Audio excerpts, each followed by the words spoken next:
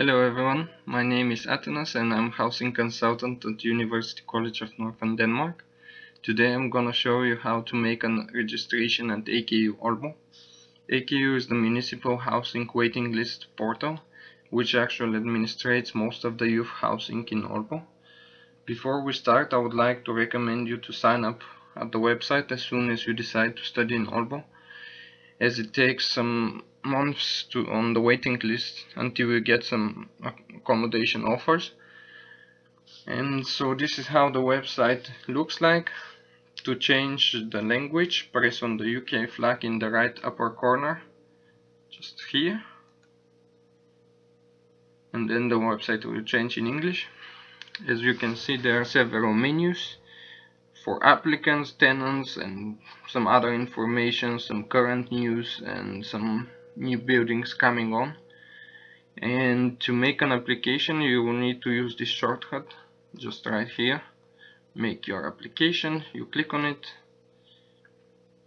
then another window will pop out, and then you need to click here again, and a new tab is coming out. This is how it looks like. Then you need to select a country, either Denmark or other land, and I presume you're a foreigner, so we choose other country. And then we start with the application, starting with first name, then surname,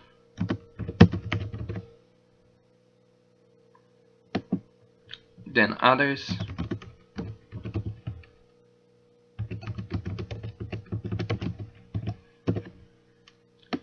and then postal code. And here there is something specifically, as the system doesn't support every zip code in every country in the world. You can just type in 0009 and it will be efficient enough as typing your national country code or city country code. Then you choose a nationality from the drop down menu, and if your nationality is not on the list, you can write an email to AKU and they will put your nationality also on the list. Let's say that the person applying is Swedish. Then you need to put birthday date. Let's make it 2nd of May 1992. And then you need to write an email. I will use one of mine. Telephone and mobile phone, it's not obligatory to fill in. Of course, if you want to receive email SMSs from AKU, you can just type in the phone number, but otherwise it's not obligatory. And then there is a section which is actually not translated in English, but AKU are improving with the time and translating most of their website. So this menu will ask you for preferred moving date, and it could be either from the 15th of the month or 1st, so either first date of the month or 15th. So if you're starting on, let's say, 1st of September, you can write 15th of August to have, in order to have at least 2 weeks in your apartment before you move in. And of course, it's also not necessary to be here exactly on this date, but it means that on this date the rental agreement starts. Otherwise, you can come on 1st of September, it's not a problem, as long as you have paid from 15th of August. So you can come any days between 15th and, let's say, 1st of September. And then the next menu will ask you when your education starts, and it always starts 1st of September and then 2016. Then the next menu is saying which date you have made the application, and next you will need to choose your current accommodation status, meaning that if you have already accommodation or you're looking for a new one, So we choose the first option, have no accommodation. And yet this is actually the application for single person. If you are actually 2 people in a registration, you need to click on the yellow button that I showed you, and the same procedure for the next one. Let's see.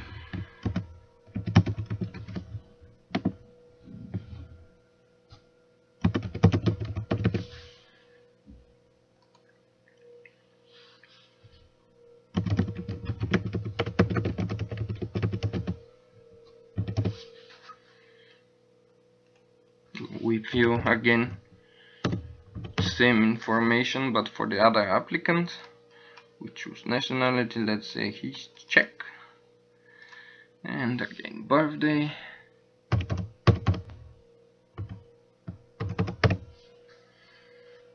and then if the 2 tenants have children, they should be noted because it will change the priority of your application.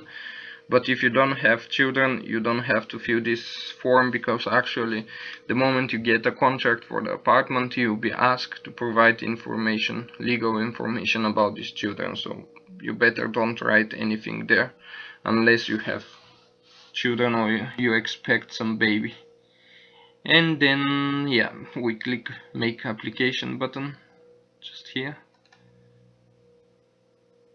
And then the system will ask you to double check everything, to ask you if everything is correct. So we choose yes if it's correct, and or no if it's not, then you correct it and you come back again to the same page.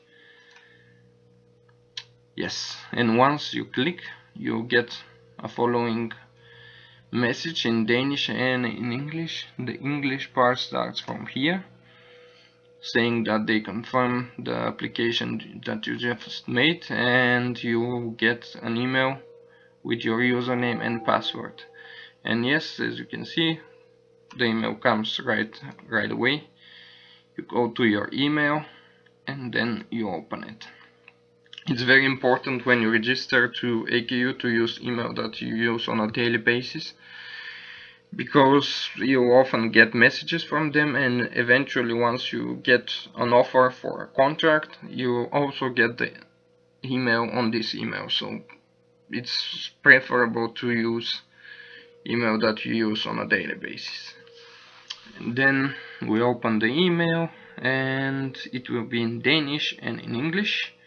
The English part is the second one down below, so you scroll down, and there is some really important rules that you need to read, and also your username and password. What we do is copy the username, try to copy it without any space, because otherwise it will give a mistake when you try to log in. And you go on the website, and there is the login option just here. You type in the new code, you go back for the password, or if you're good with the memory, you can just memorize it and just retype it, but I would rather use copy paste. So paste it, and we try to log in. Here under actually there is a menu saying that if you have forgotten your username or password, you can type in the address which you used for the registration and get a new one.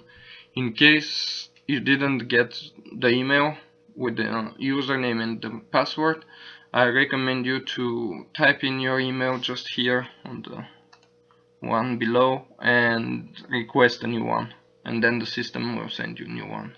Sometimes mistakes happen, so you don't get the email right away. You can request it again from this option. And then we log in. Oh, maybe I have made a mistake in copying, because it says that the login is not existing. So copy it again. and we try it again, and this time it works. Yes, and once you get in, there will be this welcoming page saying again your name and data, saying your applicant's number, the group of application. It's something that every applicant is grouped by different groups, so the system can actually recognize who is single person, who is double registration, and yeah, many different groups according to the system. And in the yellow, just here in the second part, in the yellow, you will see that you need to state accommodation on the waiting list, meaning that your application is not actually active until you start to add some wishes in it. And these wishes could be different types of buildings and different types of rooms, so I'm gonna show you shortly how to add such kind of wishes. Here on the left side it's the menu bar. You can always change your personal information, you can reapply when the system asks you to do that, and here is the wishes. But I would suggest you to start with accommodation survey, this option, and we will click on it, because it will actually show you, instead of list of different buildings, it will show you map of the city. And our campuses are in the red area just here, and in the yellow area just here. The technological campus is in the yellow area, and the business campus is in the red area. So I would suggest that you apply for this, maybe this dark yellow and the brown one. These are the 4 areas of the cities that are the closest to your campus. Of course, the red one and the yellow ones are the closest, but all of them are applicable as they are all in the city. So, for example, let's select the red one, which is the center. Here you can see actually also how they are called. So we select the red one, center.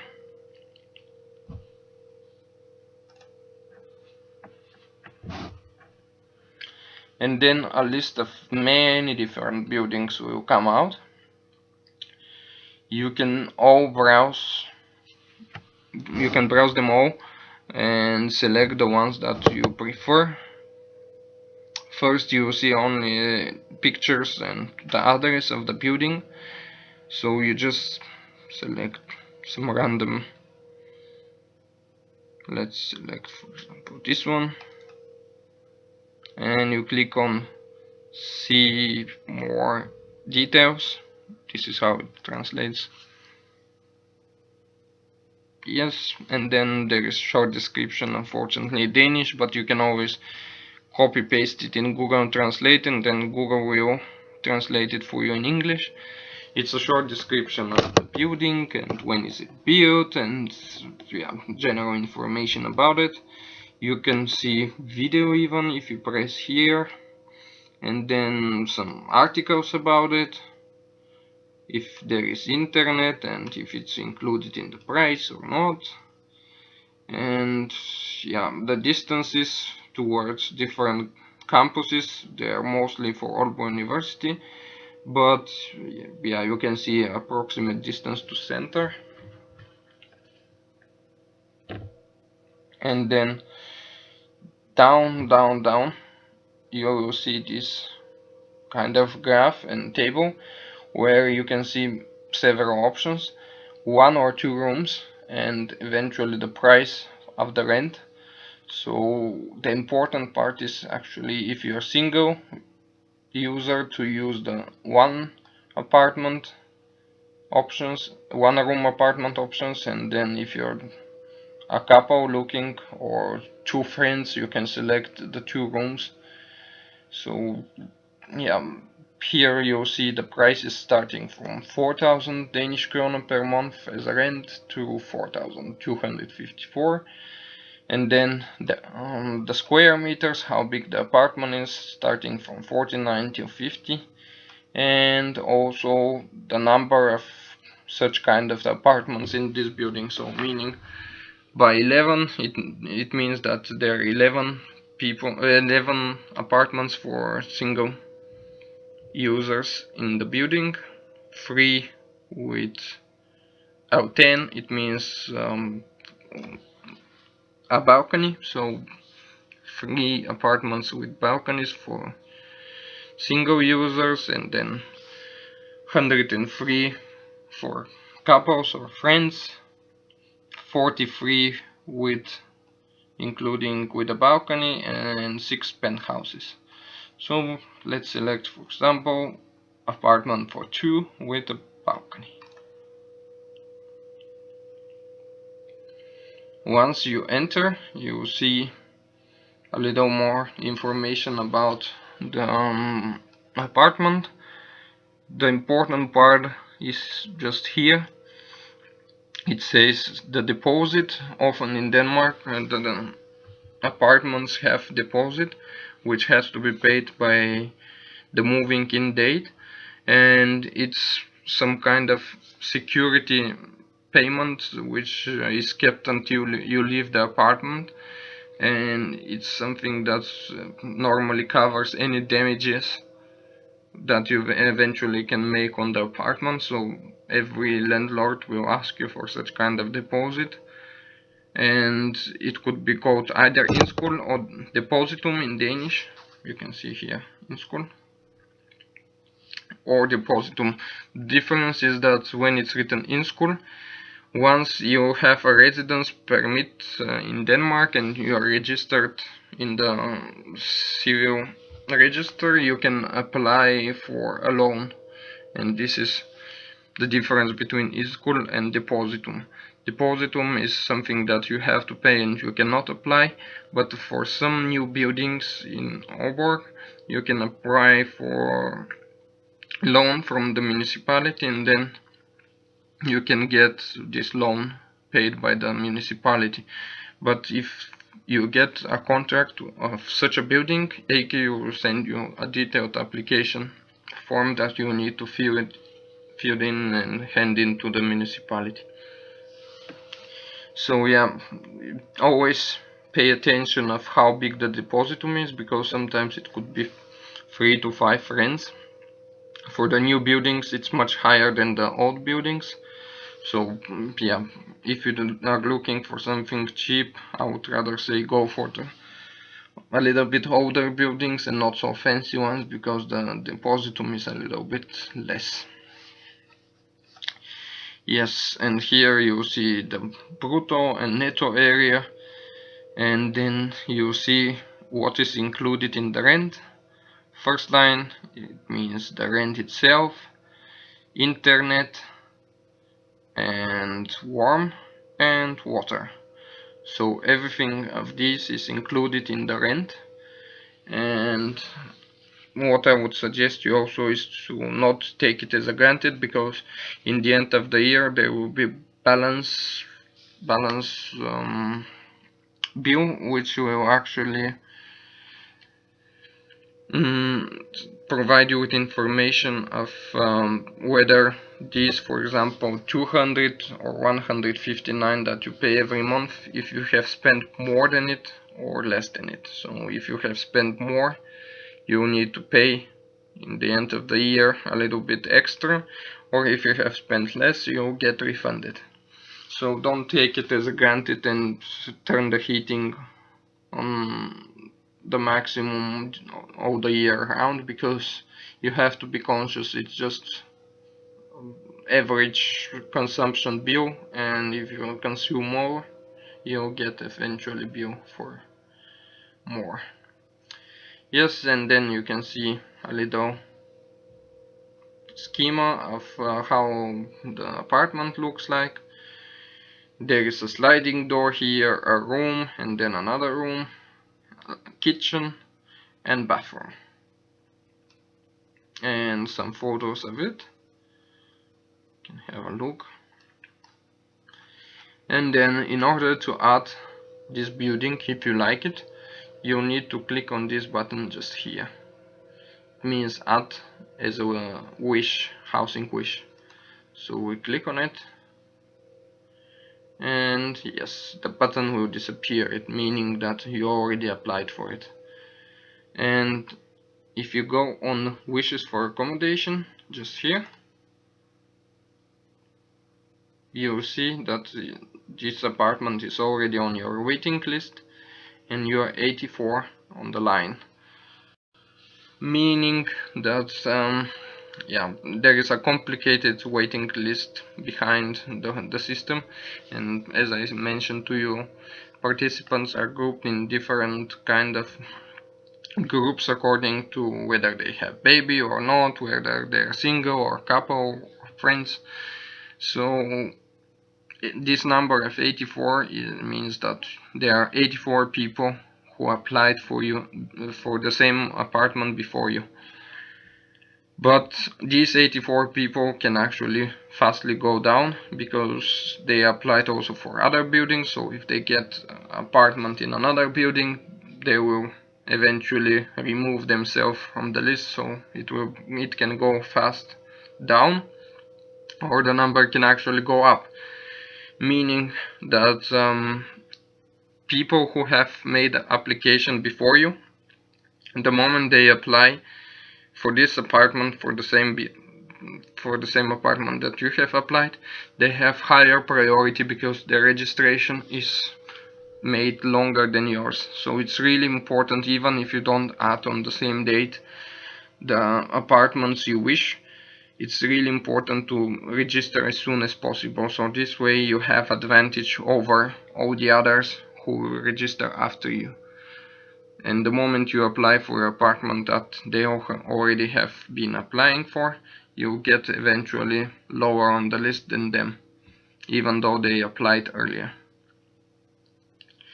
Yes, and normally below 10, the number of 10, if it's here below 10, you might get offer very soon. So you have to also have a regular look at your waiting list, and eventually, if the numbers are below 10, often you get offer very soon. So you have to be cautious and check your email regularly because you have a short deadline. So yeah, and to make it easier for AKU, I would suggest not adding more than 15-20 wishes at most, because otherwise if you add too many wishes, it will be kind of hard for AKU to send your offer fast. So try to stick to 15-20 wishes maximum. And for example, you can try to apply for maybe 50 and see on which one you're low as a number, and the ones that are higher, for example 500 on the waiting list, it kind of makes no sense to keep it. So you can remove it from this button, just here, the yellow button, Fjern. It means that it can remove the property from the waiting list. And yeah, just something else that you can have a look here. It says that we are applying on 15th of August, and if you decide to, for example, change the date to 1st of September and update it, the number will change. And as you can see, as it's a bit longer in time, it will be also a higher number. But this is only in order to kind of check how the numbers are changing within time. If you want to permanently change the date, you'll need to go to personal information, just here, and then change the date to 1st of September. Otherwise, when you come back here, if it's not changed, it will go back again to 15th of August. It's just for your information. It's not changed in the system until you do it in the personal information. Yes, and yeah, pretty much that's how the application looks like. In case you have questions, you can always address AKU, and I'll show you what is their contact. Here on the bottom of this page you can see their telephone number, of course +45 if you call from abroad. 45 +45 is the Danish code, telephone code for the country, and their email is aku@aalborg.dk. Yes, and yeah, pretty much that's it. If you have any questions, you can address it also to them. I wish you very much of luck when you apply for your first apartment abroad, and yeah, take care. Bye bye.